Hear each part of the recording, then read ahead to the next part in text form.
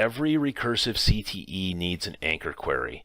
And what an anchor query is it defines the start of the recursion.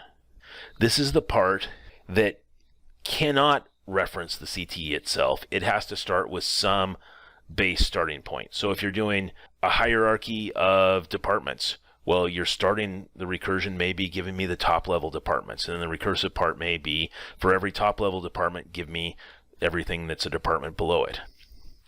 And then with this, you can have one or more anchor queries. Then you've got the recursive query. This is the part that repeats, and this is the part that references the CTE itself and can repeat many, many, many levels of depth.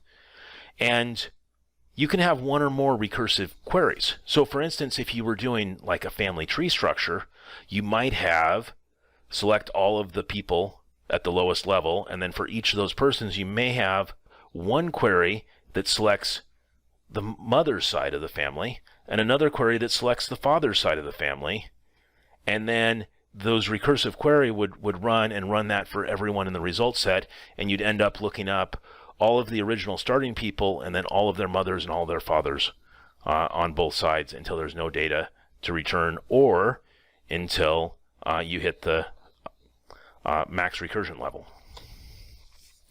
So max recursion, it's the number of times to repeat the recursive query depth.